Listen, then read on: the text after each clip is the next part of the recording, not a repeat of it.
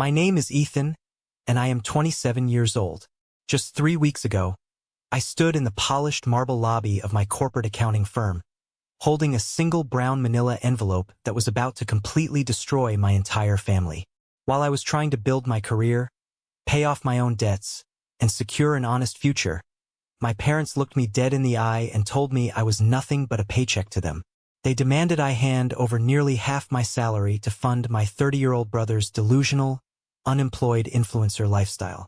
They actually screamed at me right there in the lobby, in front of the receptionist and my colleagues, calling me a selfish, ungrateful son who was abandoning his blood. But there was one thing they didn't know. The envelope in my hand contained a freshly filed police report and a forensic accounting trail exposing the massive real estate fraud they had committed using my name and my social security number. And right now, the very people who treated me like dirt for over 2 decades are begging me not to send them to federal prison. Before I tell you exactly what happened and how I brought their entire house of cards crashing down, hit the like button if you believe that justice should always prevail, no matter who the abuser is. And please, let me know where you are watching from in the comments below. I read every single one, and it helps to know I am not alone in this. Now, let's go back to where this absolute nightmare began. Let me paint a picture of the exact moment I realized my family was fundamentally broken beyond any hope of repair. We were standing in the high-end, glass-walled lobby of Sterling Financial. Outside, it was a crisp, bright Tuesday morning in downtown, the kind of morning where normal people were grabbing their coffees and heading into work to earn an honest living. Inside the lobby, it was sheer, unadulterated chaos, and the spectacle was entirely centered on me. My father, Arthur, was red in the face, sweating profusely through his cheap golf polo, aggressively pointing his thick finger at my chest. He was a man who believed volume equaled authority. If he shouted loud enough, reality would simply bend to his will. My mother, Martha, was doing what she always did best. She was playing the helpless, victimized matriarch, clutching her designer knockoff purse with white knuckles, and loudly weeping so that everyone in the building would look at her with deep sympathy. She wanted the audience.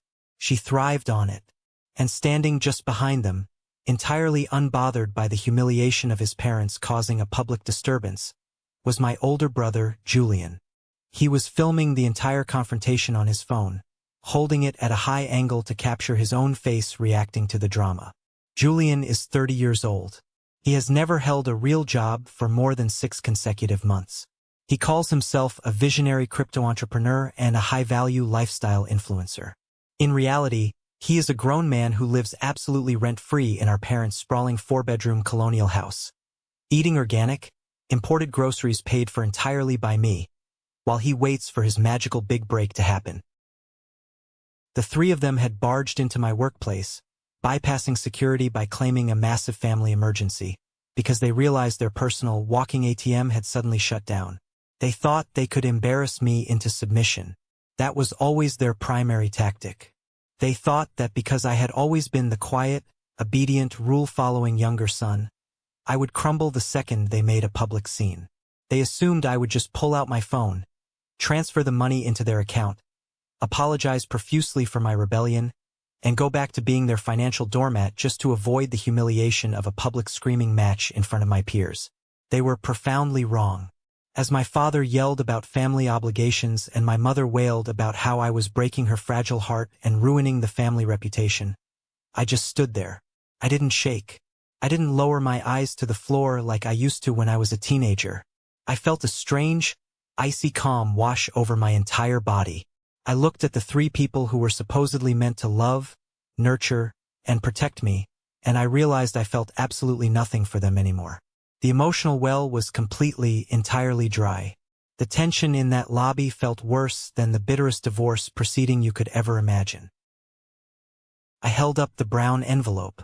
It wasn't heavy, just a few sheets of standard printer paper, but it held the weight of a nuclear bomb. I watched my father's eyes dart toward it, tracking the movement. I watched my mother's fake, theatrical tears stop for a split second as confusion briefly broke through her victim act. They had absolutely no idea the sheer magnitude of the evidence I had secured inside that flimsy piece of paper.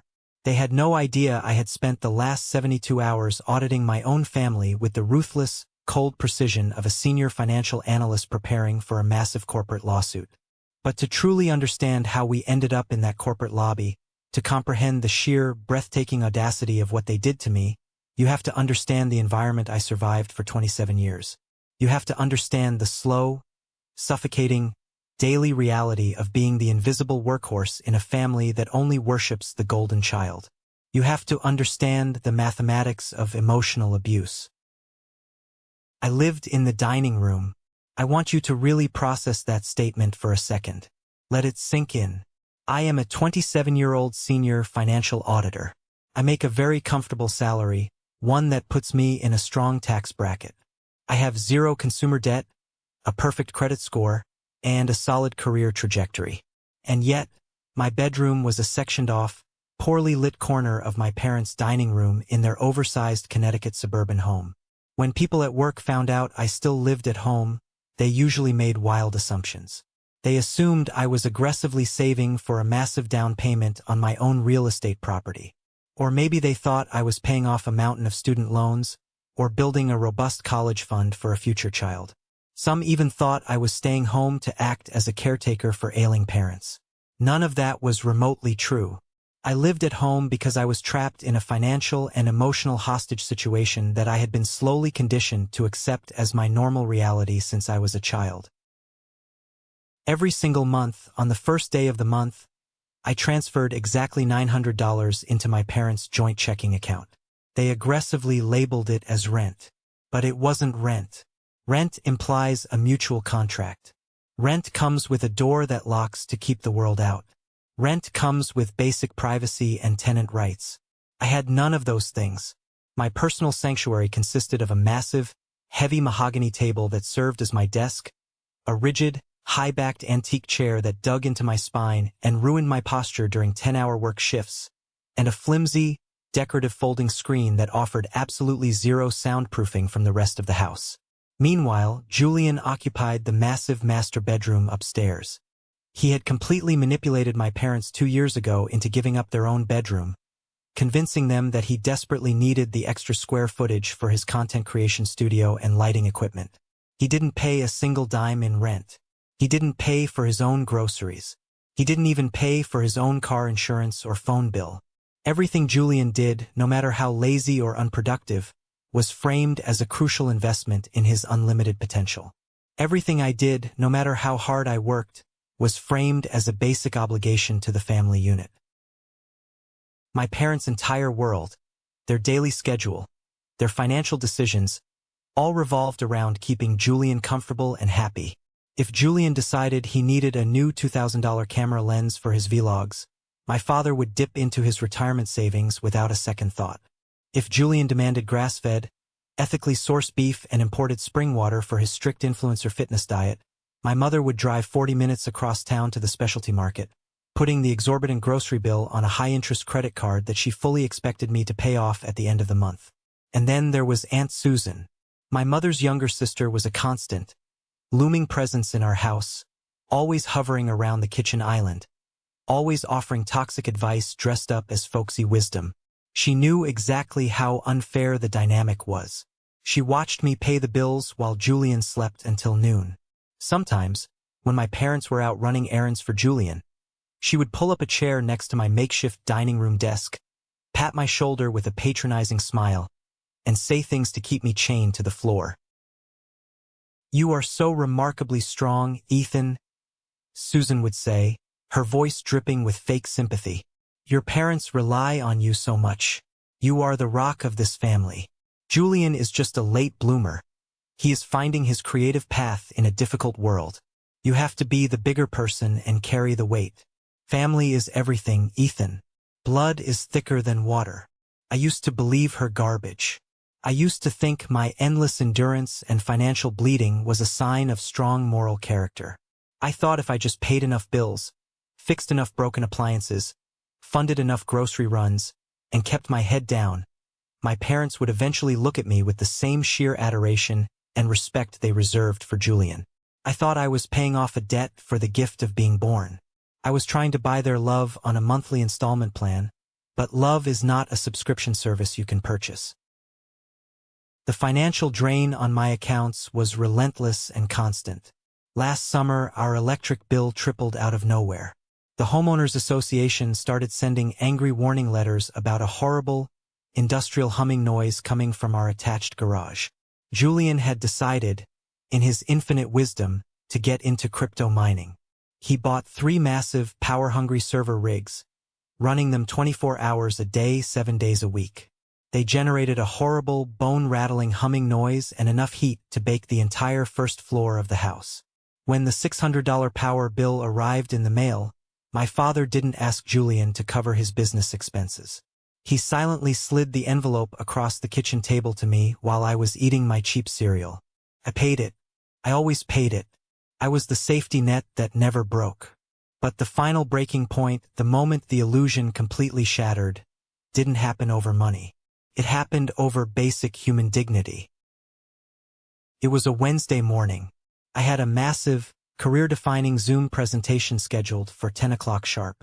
I was pitching a newly developed risk assessment model directly to our company CEO, Mr. Sterling, and a panel of senior executives. Getting direct FaceTime with Mr. Sterling was incredibly rare for someone at my level, and this presentation was my golden ticket to secure a major promotion to senior management. I had prepared for weeks. I had my background blurred digitally to hide the dining room, my noise-canceling headphones firmly over my ears, and my voice was steady. I was deep in the zone, speaking confidently about quarterly efficiency projections and risk mitigation. My primary rival at work, a guy named Liam, was also on the call. Liam was the kind of corporate climber who always looked down on me. He wore expensive, tailored suits, drove a sleek German car, and made sure everyone in the office knew he lived in a luxury downtown loft with skyline views. He was constantly waiting for me to slip up so he could steal the promotion. Right in the middle of my most critical slide, the front door of the house slammed open with such force that the walls literally shook. Julian stomped into the hallway, talking incredibly loudly on his phone about brand synergy and massive networking opportunities. He didn't just walk past my workspace. He intentionally stomped right past the folding screen, stepping directly into the bright frame of my webcam. Panicked, I quickly muted my microphone, maintaining a tight, forced, professional smile for the executives staring at me through the screen, and waved my hand frantically at Julian, silently begging him to move out of the frame. Julian completely ignored my desperate signals.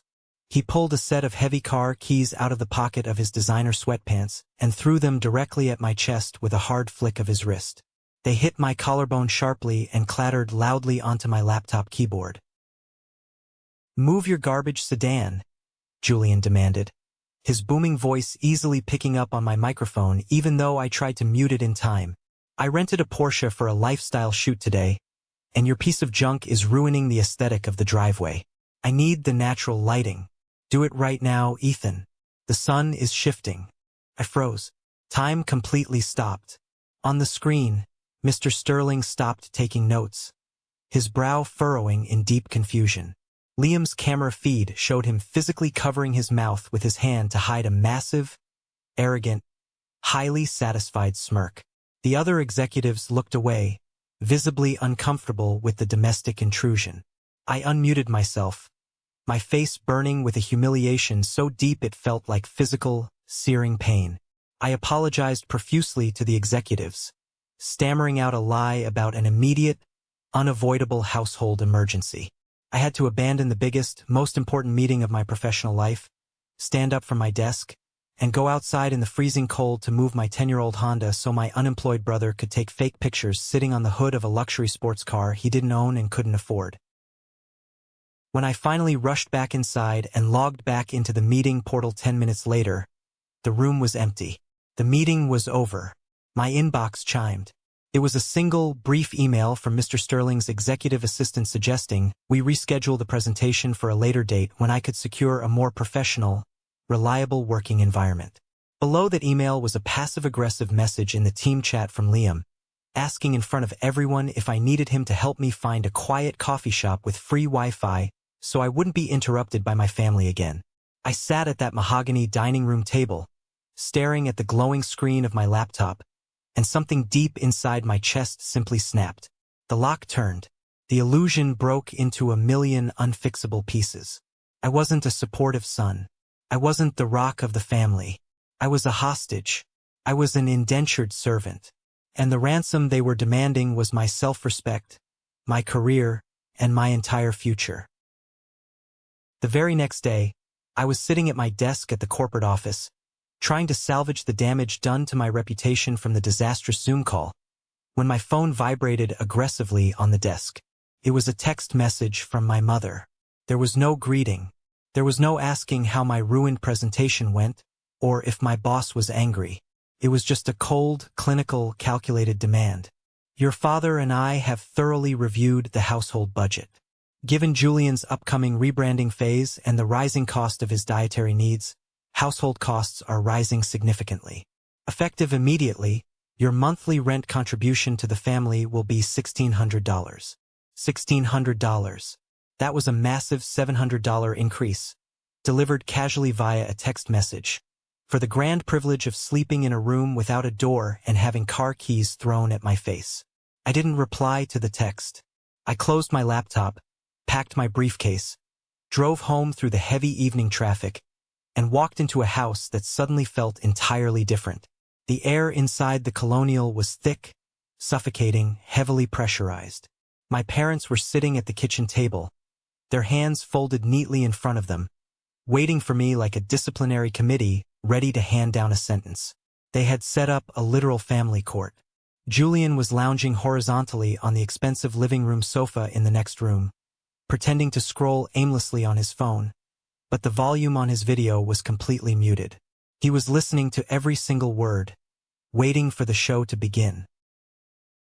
I stood in the doorway leading to the kitchen.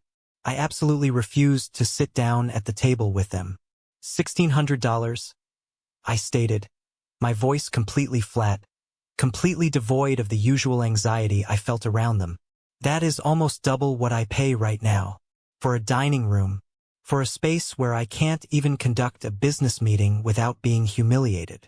My father adjusted his reading glasses, firmly refusing to make direct eye contact with me. He looked at a spot on the wall just above my left shoulder. Costs have gone up across the board, Ethan. Groceries are outrageous, utilities are sky-high, property taxes are killing us. And Julian needs to invest heavily in his brand this quarter.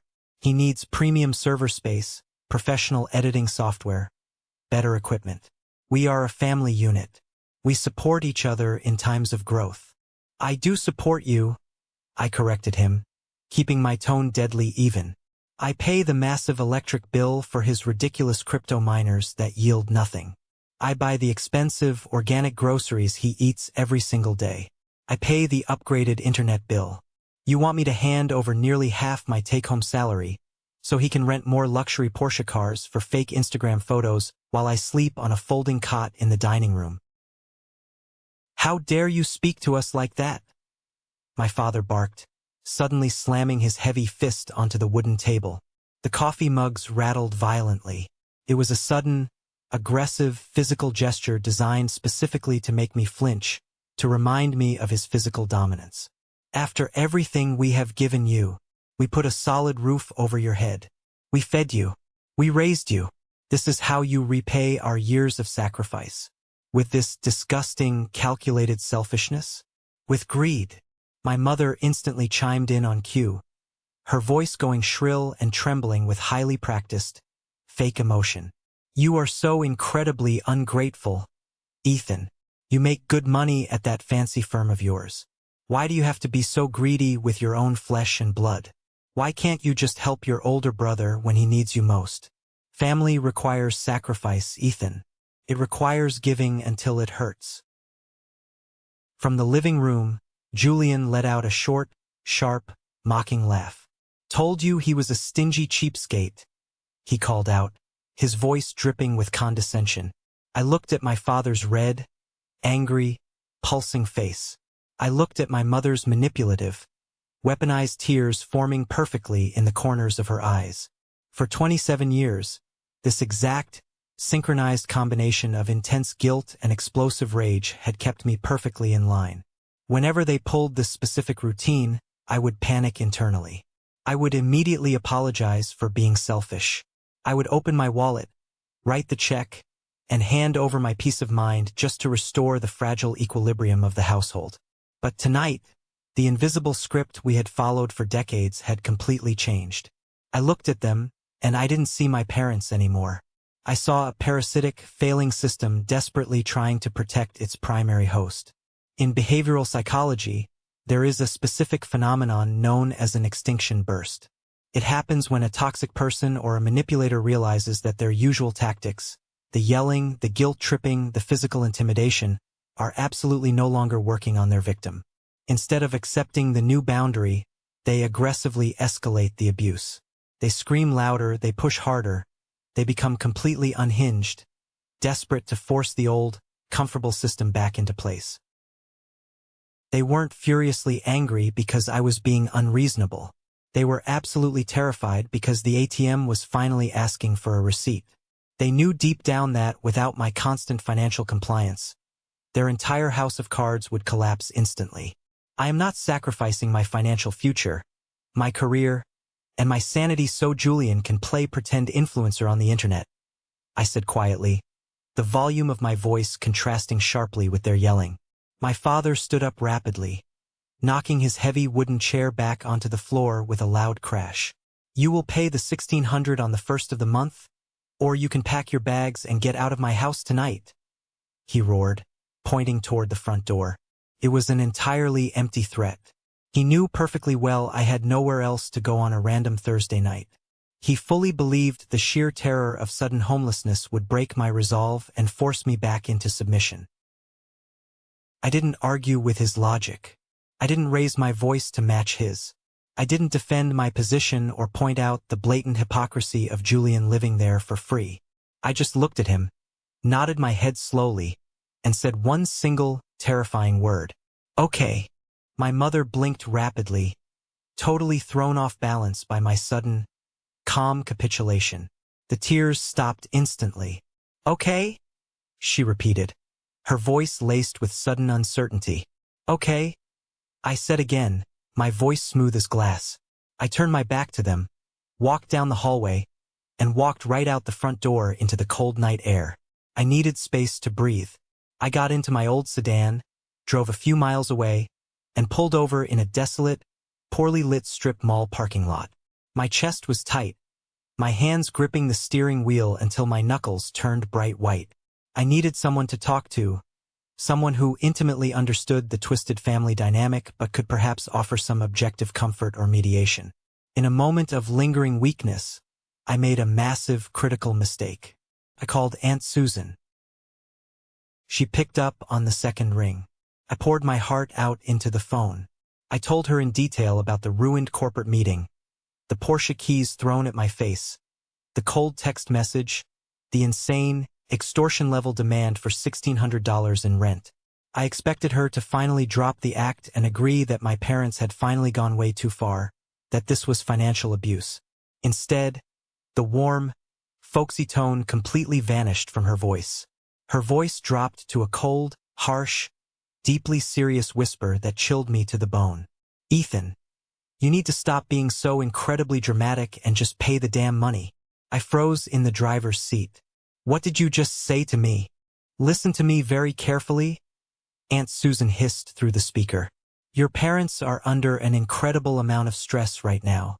Julian isn't just rebranding his channel. He's in trouble, Ethan. Big, serious trouble.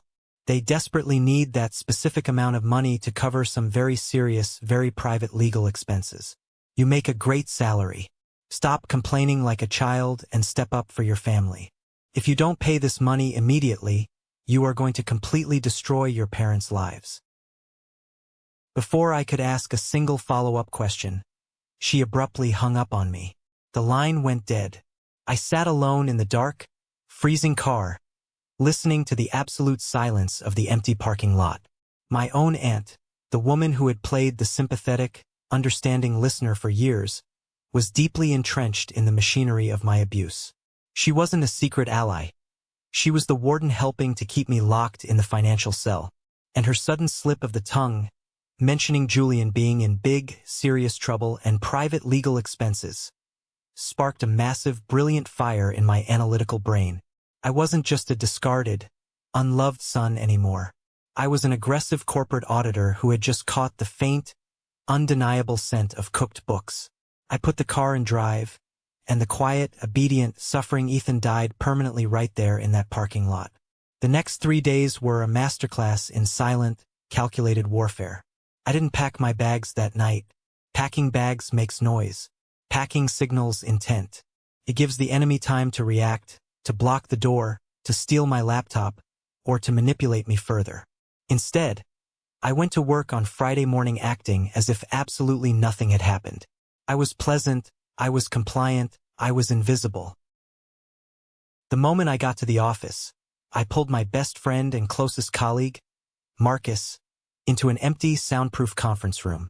Marcus knew every horrible detail about my living situation. He was the only person in my life who constantly, relentlessly told me I was being abused and needed to escape. I need out. Today. No questions asked.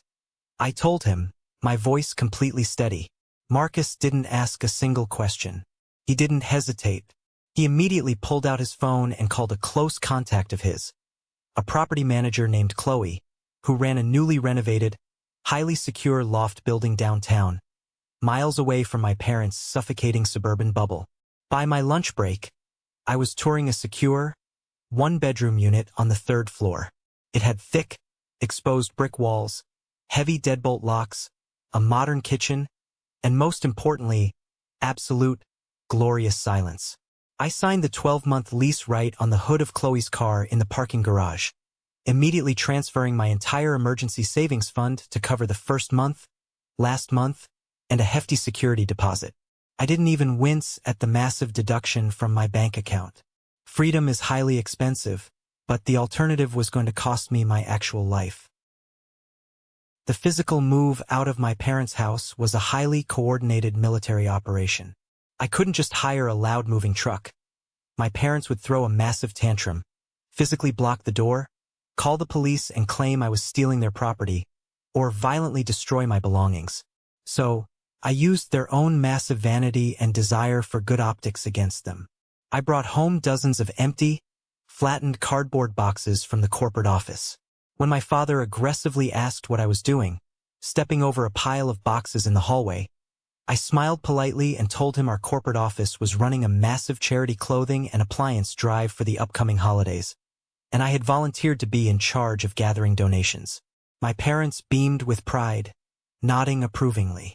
They absolutely loved the idea of charity, as long as it made them look good to the neighbors and didn't cost them a single penny of their own money. Over the weekend, while Julian slept off a hangover until noon and my parents went to the country club for their sacred Sunday brunch, I packed. I packed with terrifying speed and efficiency. I packed all my winter clothes, my crucial financial documents, my expensive electronics, my birth certificate, my passport, and every small sentimental item I truly owned. I loaded the heavy boxes into my car, drove them directly to the new downtown apartment, rapidly unloaded them, and brought the empty boxes back to the house to repeat the process. I left the heavy, bulky furniture. I left the ugly antique chair that hurt my back. I left just enough clothes hanging visibly in the closet to make the space look completely untouched at a quick glance. By Sunday night, my section of the dining room looked completely normal, but it was nothing but a hollow, empty movie set.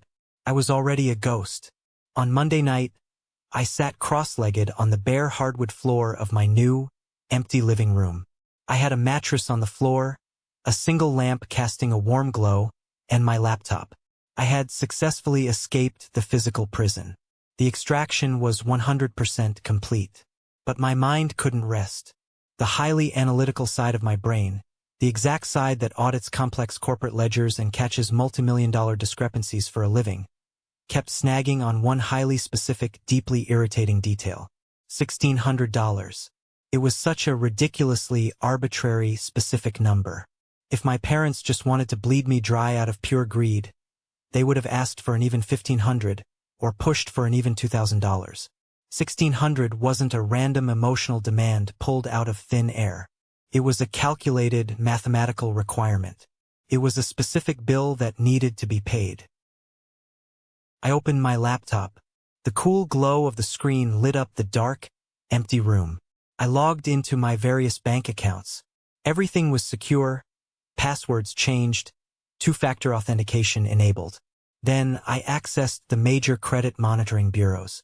Because I lived at home to save money, I had never taken out a mortgage, and my humble Honda was paid off years ago in cash. My credit score was a pristine, untouched 800.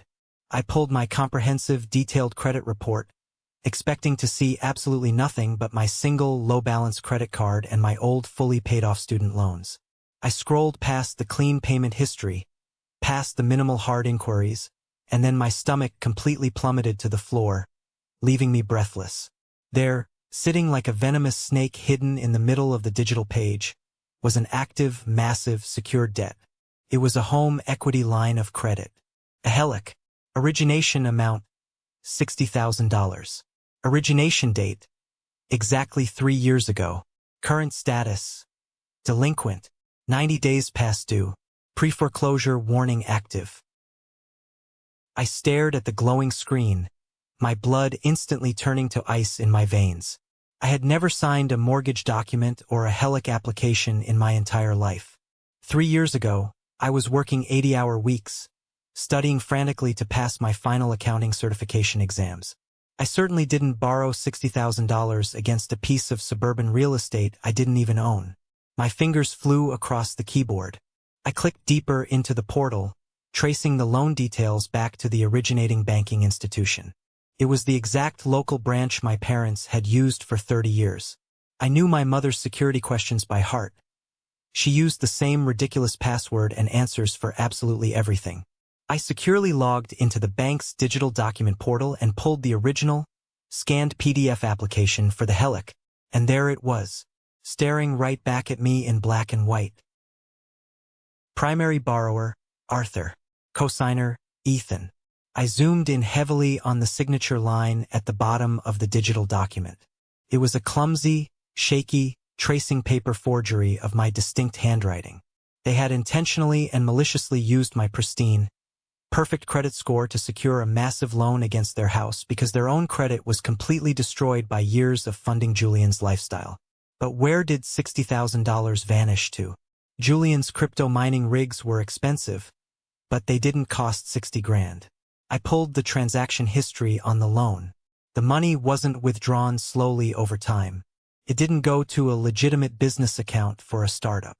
It was wired in one massive single lump sum directly to a prominent, highly expensive criminal defense law firm located in a neighboring city. The puzzle pieces slammed together in my mind with terrifying, absolute clarity. Aunt Susan's panicked words echoed loudly in my head.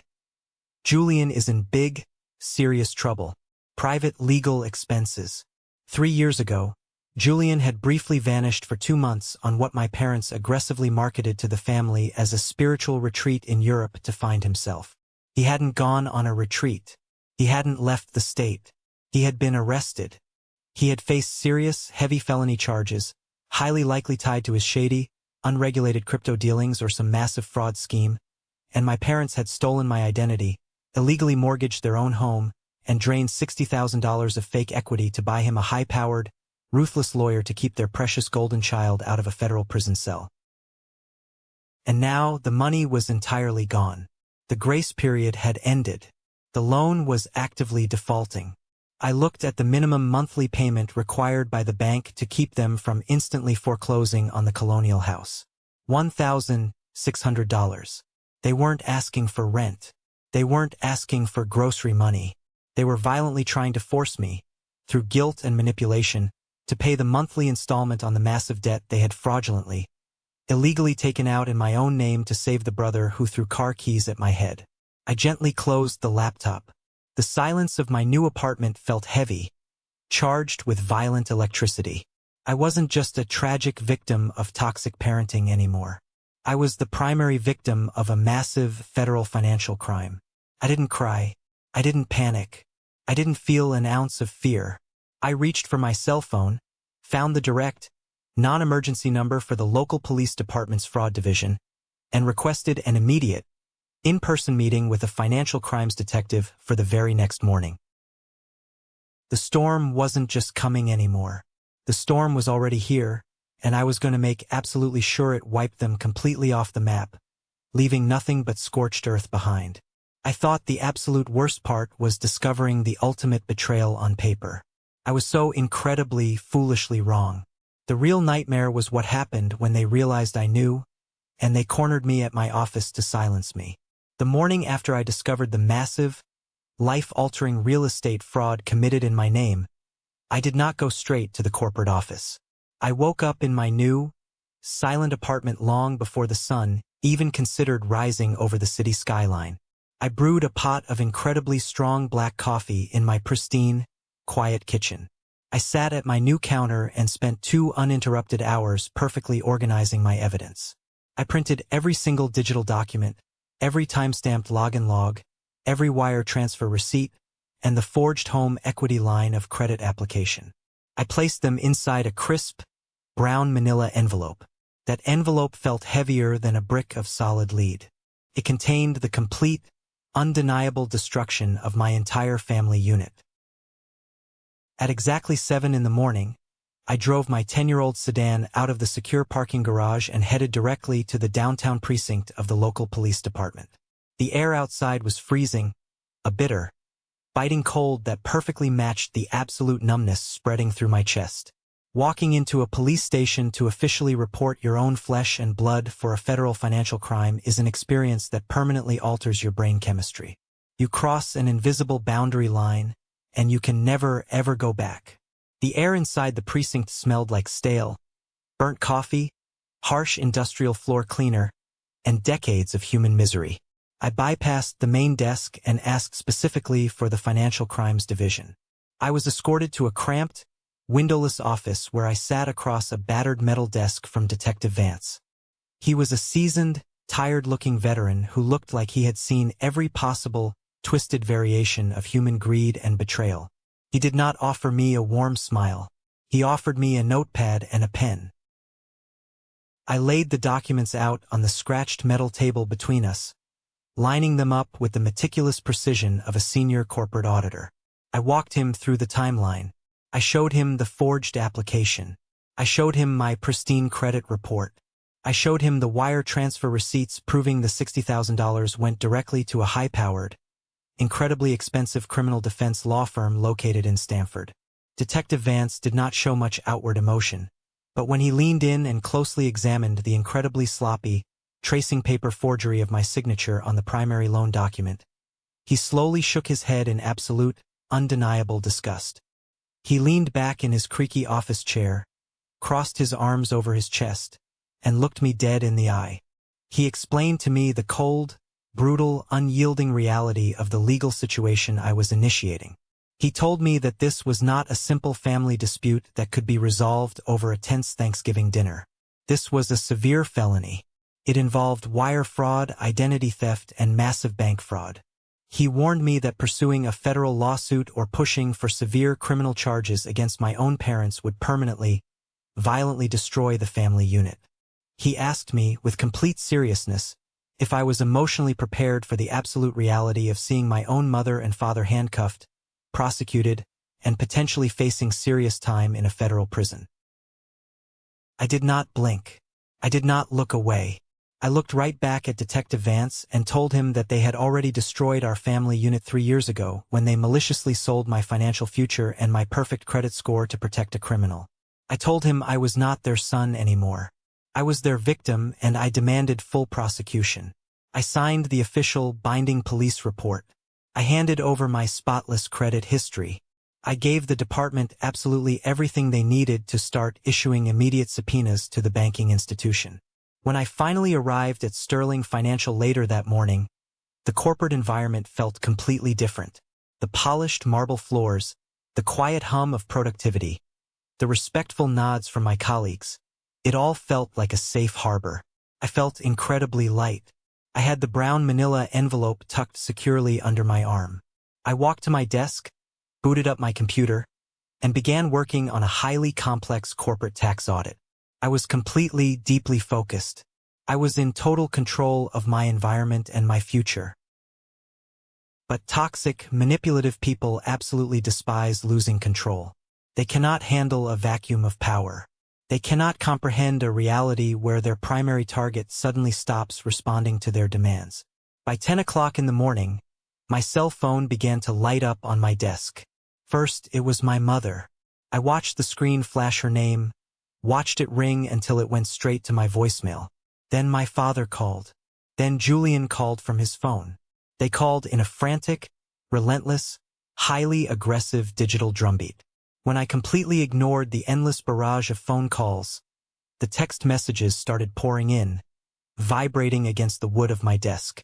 The messages oscillated wildly between explosive rage and deeply calculated emotional manipulation. One text from my father read that I was a pathetic coward for hiding from my responsibilities and that I needed to act like a real man. The very next text from my mother begged me to just come home, eat a nice dinner, and talk about the $1,600 rent increase like rational, loving adults. Julian texted me a single emoji of a clown face.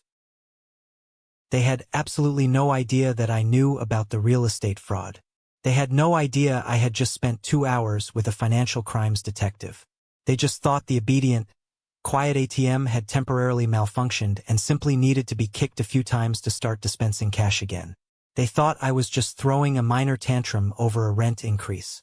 Their arrogance was so profound, so deeply ingrained in their psychology, that it blinded them to the massive legal avalanche hanging right over their heads. At exactly 11:30 in the morning, the internal intercom on my desk buzzed sharply. It was Jenny, our firm's front desk receptionist. Her voice was uncharacteristically tight, anxious, and highly stressed. She told me that I had 3 visitors in the main corporate lobby who were aggressively claiming a massive family emergency. She said they were completely refusing to leave until I came down, and they were being incredibly loud, causing a major disturbance and alarming the wealthy corporate clients waiting in the seating area. I took a slow, deep, highly calculated breath. The moment had finally arrived. The final confrontation. I picked up the brown manila envelope. I walked out of my quiet, secure office, down the long, carpeted hallway, and stepped into the sprawling, glass-walled lobby of the financial firm. It was a scene designed specifically, intentionally, for maximum psychological intimidation. My parents were standing right in the absolute center of the massive room, intentionally taking up as much physical space as possible. My father, Arthur, was wearing his favorite, slightly faded golf polo. He was sweating slightly under the bright lobby lights, his face locked in a deep, dark scowl of self-righteous, explosive anger. He was pacing back and forth aggressively, acting as if he owned the entire corporate building and everyone inside it. My mother, Martha, was standing near the expensive mahogany reception desk, wearing her heavily branded, expensive country club outfit. She was aggressively sighing, holding a crumpled tissue to her face, making absolutely sure every single passing corporate employee knew she was a deeply distressed, heartbroken matriarch suffering terribly because of her incredibly cruel, rebellious son. She was giving the performance of a lifetime. And then there was Julian. My older brother was leaning casually against a massive marble pillar, looking completely detached from the severe reality of the situation. He actually had his smartphone out, held high at an angle, and was casually recording a video vlog for his imaginary followers. He was probably actively planning to post a highly edited video later that evening about the extreme burdens of dealing with toxic family drama and how it was negatively affecting his creative entrepreneurial energy. When their eyes finally locked onto me emerging from the hallway, they moved like predators spotting a wounded, isolated animal. They rushed forward together, completely ignoring the highly professional corporate setting, ignoring the large security guards stationed by the doors, and ignoring the dozen senior corporate employees walking past them. They truly thought they had successfully cornered me. They thought this was the grand, dramatic reunion where they would finally break my spirit through sheer public humiliation. "There he is," my father boomed, his loud, aggressive voice echoing violently off the high glass ceilings. "You think you can just turn off your phone and ignore your own family, Ethan? You think you can just walk out on your financial responsibilities without a single word? My mother immediately rushed forward, reaching out with her manicured hands to grab my arm and dig her nails in. I took a sharp, fast step back, completely refusing to let her touch my physical person. She let out a massive, highly dramatic gasp, clutching her chest, playing directly to the audience of receptionists and passing financial executives. "Ethan, please," she wailed loudly, her voice trembling with manufactured sorrow. "We have been worried absolutely sick about you. You just disappeared into the dark night. We are your family. You cannot just abandon the house and the rising expenses. We desperately need your salary to keep the household running smoothly. Julian has crucial, time-sensitive investments he needs to make this week for his brand launch." Julian stopped recording for a split second, putting his phone down by his side but keeping the camera app open. "Seriously, bro," he said, using that incredibly arrogant, highly condescending tone he always exclusively reserved for me. "Stop throwing this ridiculous, childish tantrum. You are embarrassing yourself in front of your little office friends. Just transfer the money right now, come back home, and we can pretend this entire stupid, rebellious phase never happened. I have a massive brand launch coming up and I absolutely cannot deal with your negative, toxic energy right now." I stood perfectly, incredibly still. I looked at the three of them standing there in my professional workspace. I saw the absolute, blinding arrogance in their eyes. They were so incredibly confident in their own twisted, manufactured reality. They truly, genuinely believed I was just a rebellious teenager acting out, instead of a fully grown man, a senior corporate auditor who had finally audited his own miserable life. They thought they held absolutely all the cards. They thought my deep, conditioned fear of public confrontation would force me to immediately surrender my paycheck just to make them stop yelling. Out of the corner of my eye, I saw Liam, my incredibly arrogant corporate coworker, slowly walking into the lobby holding a fresh coffee cup. He stopped a few feet away, a massive, highly satisfied grin spreading across his face. He was absolutely loving this spectacle. He thought he was witnessing the spectacular public destruction of my professional career. I looked back at my father, meeting his aggressive stare with absolute, freezing indifference. "The household expenses are no longer my problem," I said calmly, my voice projecting clearly and evenly across the quiet, tense lobby. "And there will be no more bank transfers. Ever." My father's face turned a dangerous, violent shade of crimson. He took a fast, threatening step toward me, raising his thick finger right toward my face. "You ungrateful, selfish little brat. We gave you absolutely everything. We sacrificed our entire lives for you, and when your older brother needs a tiny bit of financial help, you turn your back on us? I will drag you back to that house myself if I have to." He was operating on pure, unchecked, narcissistic ego. He thought he was the ultimate, unquestionable authority in the room. He had absolutely no idea he was standing directly on a massive, buried landmine, and my foot was hovering right over the trigger, ready to press down. "You did not sacrifice a single thing for me," I said, my voice cut through his aggressive yelling like a freshly sharpened knife. I did not raise my volume. I did not match his frantic, explosive energy. But the absolute, chilling certainty in my tone, the heavy, dark weight behind my words, made him freeze completely in his tracks. His raised finger slowly lowered. The sprawling corporate lobby went entirely, terrifyingly silent.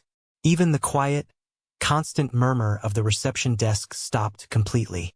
Liam's highly smug, satisfied smile faltered slightly as he sensed the massive shift in the atmosphere. My mother slowly lowered her crumpled tissue. Her fake, theatrical tears completely vanished in an instant, replaced by a look of genuine, sudden confusion. The script they had rehearsed in the car ride over was suddenly falling apart. "What on earth are you talking about, Ethan?" My mother nervously laughed, a high-pitched, incredibly fake sound. She looked around rapidly at the watching corporate employees to ensure they still saw her playing the role of the reasonable, loving mother. "Stole from you? That is a ridiculous accusation. We gave you a beautiful place to live. We fed you every single day of your life. I did not argue with her absurd definition of care. I slowly, deliberately raised the crisp brown manila envelope. I unclasped the metal fastener. I pulled the small, heavy stack of printed documents out and held them firmly in my right hand. Exactly 3 years ago, I began, speaking very loudly and incredibly clearly so that every single person in the general vicinity could hear the absolute, unvarnished truth. You needed a massive, desperate amount of cash. You did not need it for organic groceries. You did not need it for the electric bill. You desperately needed $60,000 because Julian did not go on a magical, spiritual retreat to Europe to find himself. I turned my gaze directly onto my older brother. Julian got arrested for massive felony fraud, and you needed a high-powered, incredibly expensive criminal defense lawyer to keep your precious, golden child out of a federal prison cell. Julian's face went completely, instantly chalk white. It was as if all the blood in his body had suddenly drained out through the floorboards. The arrogant, bored, deeply condescending expression melted completely off his face in a fraction of a second, replaced by sheer, unadulterated primal terror. He took a fast, stumbling step backward, bumping hard into the cold marble pillar behind him. He frantically shoved his smartphone deep into his pocket, his hands shaking violently. He looked rapidly around the room, his eyes darting frantically like a trapped rat, desperately looking for an emergency exit. My father's heavy jaw dropped wide open. He tried to speak, to yell, to assert his dominance, but only a pathetic, breathless, incredibly weak stutter came out of his throat. How did you, where did you get? But you did not have the cash, I continued relentlessly, stepping one pace closer to my father, forcing him to look directly at the thick stack of papers in my hand. Your own credit was completely, totally destroyed from years of aggressively funding his ridiculous, unemployed lifestyle. So you committed a massive federal crime against your own blood. You went to your local bank branch.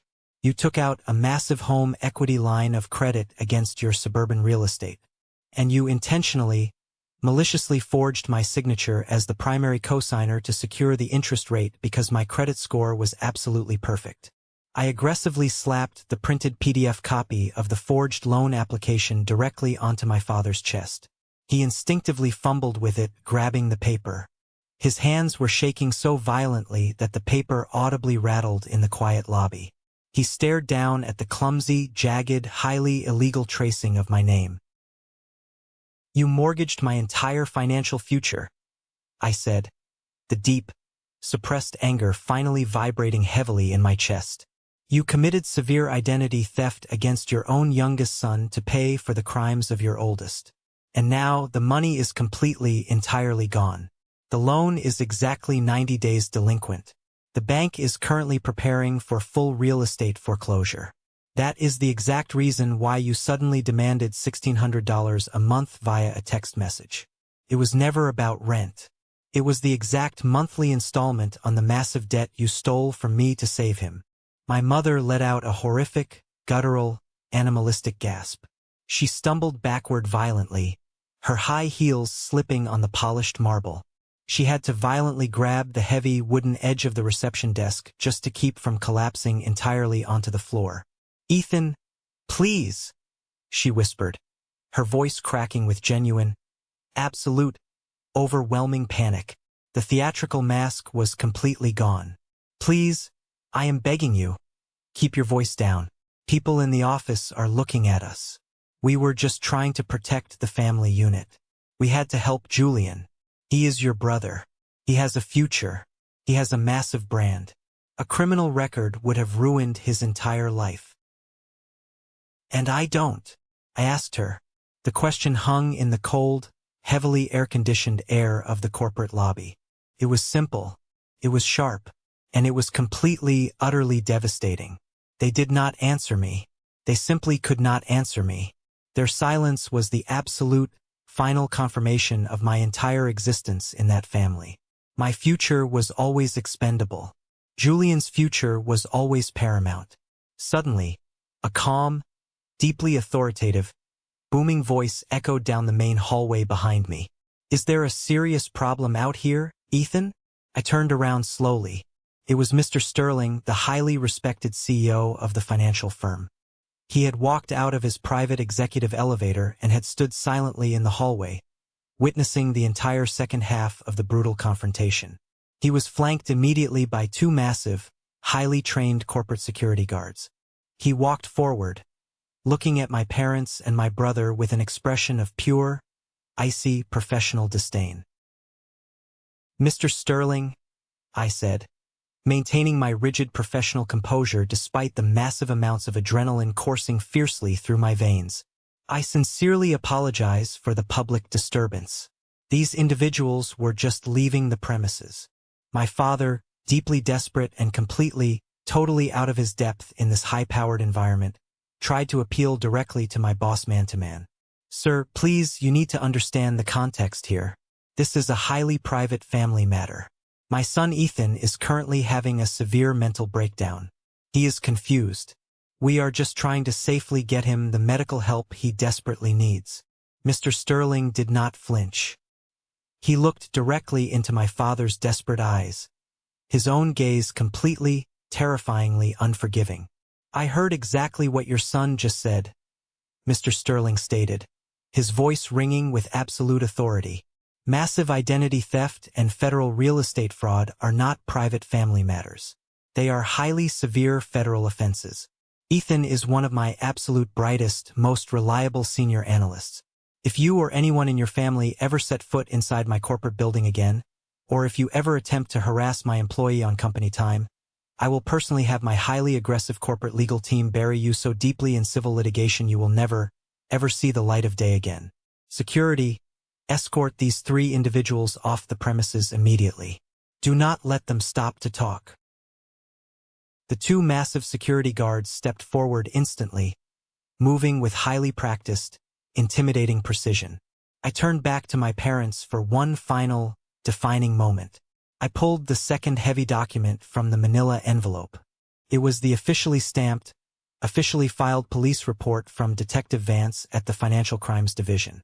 I shoved the thick packet of papers roughly into my mother's violently trembling hands. "I am absolutely not your retirement plan," I told them, my voice permanently devoid of any remaining affection, guilt, or loyalty. "I am not your personal silent ATM. And I am certainly not your illegal cosigner. The police currently have the absolute forensic evidence. The banking institution has been legally notified of the massive fraud. I highly suggest you sell whatever expensive camera equipment Julian has left and hire a real lawyer. A very good one this time. You are going to need it." I did not wait for their pathetic response. I did not stand there to watch the security guards physically herd my loudly sobbing mother, my hyperventilating, defeated father, and my completely silent, utterly terrified brother out the heavy sliding glass doors and into the cold street. I turned around, gave a deep, highly respectful nod to Mr. Sterling, and walked calmly back down the long hallway to my quiet desk. I had a highly complex corporate tax audit to finish before lunch. Let's pause for a moment. Thank you for staying with me this far, you're truly amazing. Please help me by liking the video and commenting the number 1 below so I know you've been here with me until this point. This not only helps more people discover this story, but also lets me know that my experiences mean something to someone. Your support is the greatest motivation for me to keep sharing the rest of this journey. The fallout from that explosive, highly public morning in the corporate lobby was not loud or dramatically violent. It was a slow, highly methodical, completely crushing implosion of their entire manufactured reality. I did not answer a single, desperate phone call from any extended relatives who tried to intervene. I permanently blocked every single phone number, email address, and social media account associated with my immediate family. I stepped completely out of the blast radius and let the cold, unfeeling federal legal system handle the heavy lifting. Exactly 3 months later, the massive banking institution officially foreclosed on the large, 4-bedroom suburban colonial house in Connecticut. Because of the massive, highly fraudulent second mortgage they took out in my name, the rapidly plunging real estate market value in their specific neighborhood, and the absolutely crippling legal retainer fees they now desperately face to keep themselves out of a federal prison cell, my parents walked away from that house with absolutely nothing. Zero equity. Zero savings. Their precious, highly guarded real estate investment was completely wiped off the map. They were violently forced to hastily pack their belongings and move into a cramped, poorly maintained, highly depressing two-bedroom apartment in a severely less prestigious, highly industrial zip code on the absolute edge of town. I heard briefly through the toxic family grapevine that my mother desperately told her former wealthy country club friends they had simply decided to downsize to simplify their lives and reduce their carbon footprint. Absolutely no one believed her pathetic lies. The social humiliation was absolute and complete. Julian's glorious, highly anticipated, high-end lifestyle rebrand never happened. Without my constant, reliable monthly financial subsidy to blindly fund his incredibly expensive organic groceries, his ridiculous luxury car rentals, and his massive, high-speed internet bandwidth, the visionary crypto entrepreneur quickly and violently collided with harsh, uncompromising reality. The very last update I heard from a mutual, highly amused acquaintance was that Julian was currently working exactly 40 hours a week at a miserable, brightly lit, highly depressing electronics kiosk sitting directly in the center of the local dying shopping mall. He is forced to wear a cheap, highly unflattering bright blue polo shirt uniform, and he spends his long, agonizing days aggressively trying to sell incredibly overpriced cell phone cases and cheap screen protectors to bored teenagers who completely, utterly ignore his supposed high-value influencer status. There is absolutely no rented Porsche in the mall parking lot. There is only the harsh, unforgiving fluorescent lighting of minimum-wage retail life. It wasn't a cruel punishment I maliciously, actively inflicted upon him. It was simply the basic, undeniable mathematics of adult life finally catching up to him. Without a willing host to silently drain of resources, the parasite eventually had to learn how to walk on its own 2 feet or starve. But the most deeply satisfying, highly revealing moment of the entire aftermath did not involve my parents or my brother. It involved Aunt Susan. About 6 months after the massive lobby confrontation, I had just officially received a massive, highly lucrative promotion to senior risk manager at the firm. I was sitting comfortably in my highly secure, incredibly quiet downtown loft, deeply enjoying a fresh cup of premium coffee on a peaceful Sunday morning, when there was a frantic, aggressive, highly desperate knocking at my heavy wooden front door. The luxury building had a strict security desk, but she had somehow managed to cleverly sneak into the elevator bank closely behind a completely unsuspecting food delivery driver. I slowly opened the heavy door, keeping the security chain fully engaged, to find Aunt Susan standing alone in the hallway. She looked absolutely, completely terrible. Her usually perfectly cut and styled hair was messy, unwashed, and frayed. Her expensive clothing looked deeply rumpled, as if she had slept in it. The fake, folksy, highly patronizing smile she always wore in our kitchen was completely, entirely gone, heavily replaced by an expression of desperate, primal panic. "Ethan," she gasped loudly, aggressively trying to push her physical weight against the door to force her way into my private apartment. I held my arm firmly across the doorframe, physically blocking her entry with absolute ease. "What exactly do you want, Susan?" I asked coldly, my voice completely devoid of any familial warmth. She immediately burst into highly dramatic, heavy tears, aggressively reaching out through the small gap to grab the fabric of my shirt. "Ethan, you absolutely have to help me. You are the only one in the family making really good corporate money now.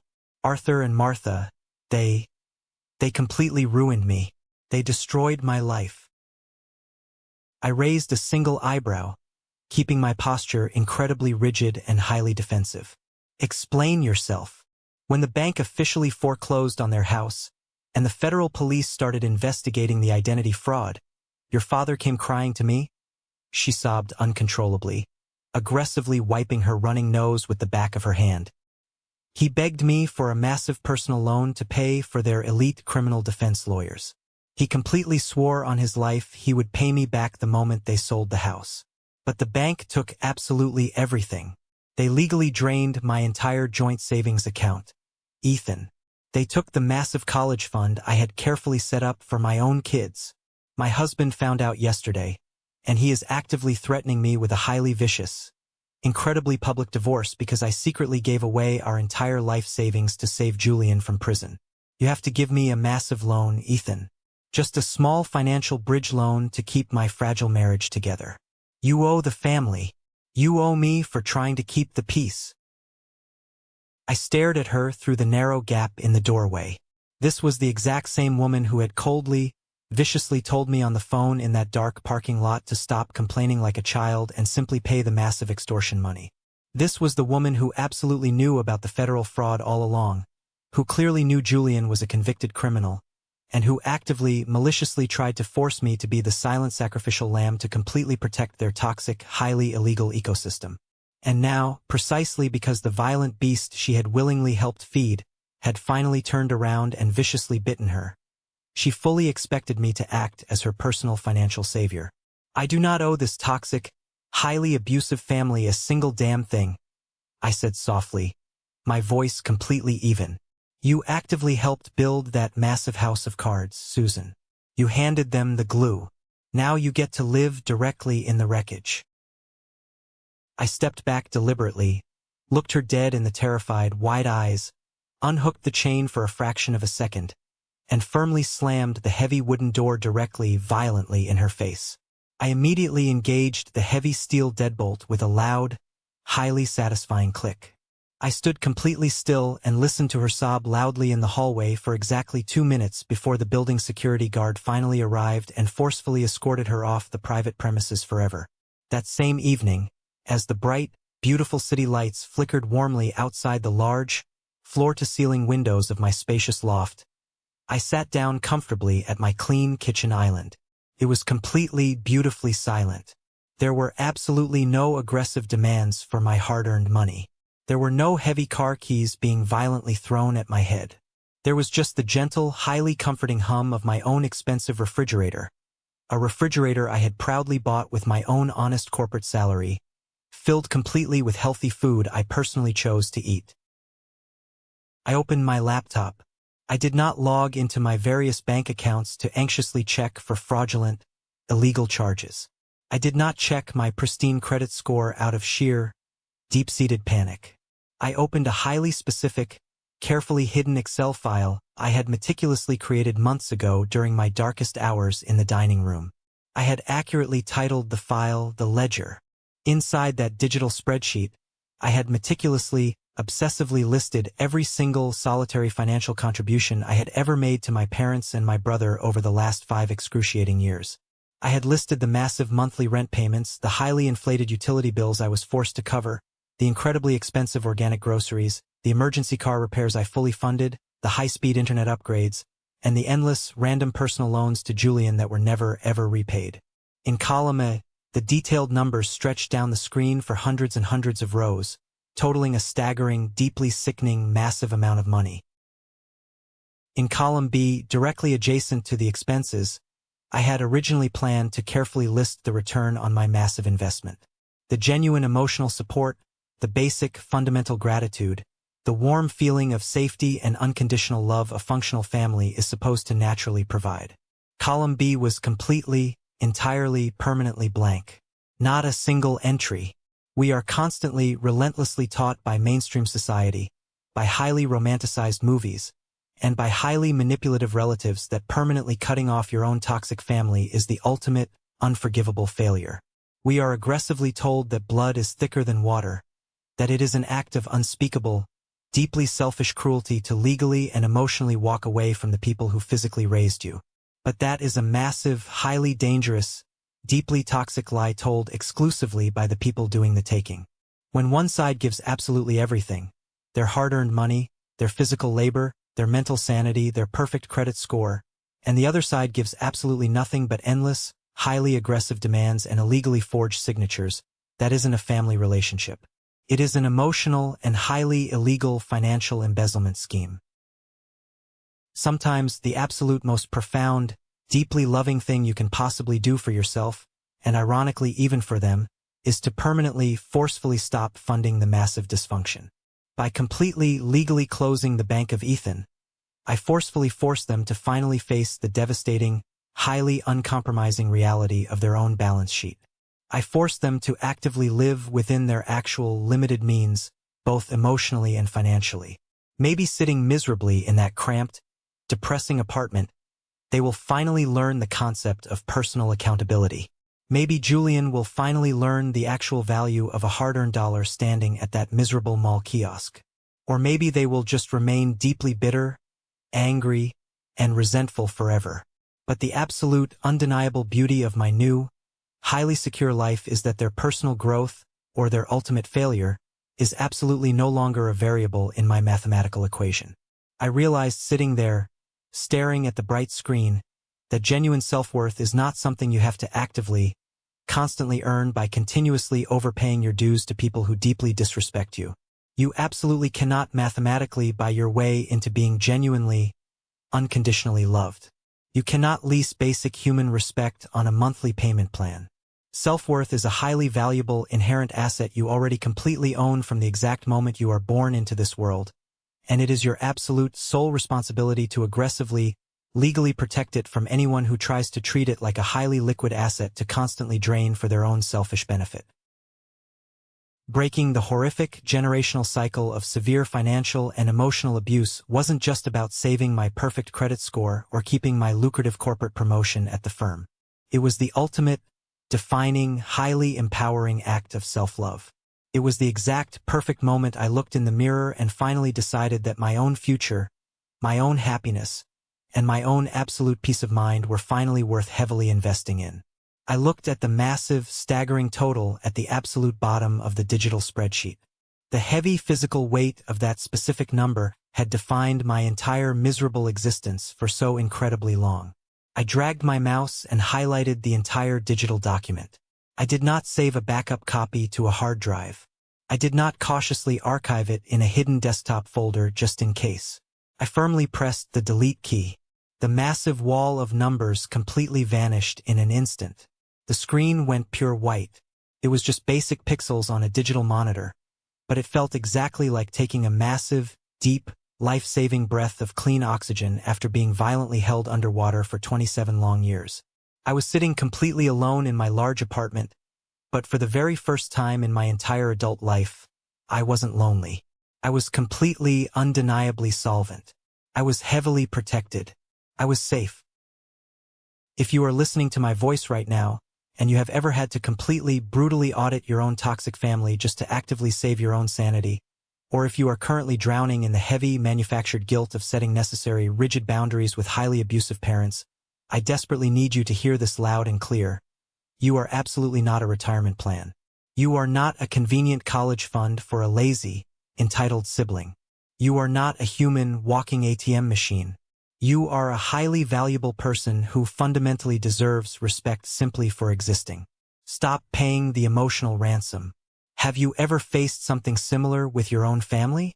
Have you ever had to bravely walk away to save yourself from absolute ruin? Share your story in the comments below, and don't forget to like and subscribe so you don't miss the next journey. Stay strong, aggressively protect your peace, and I'll see you in the next video.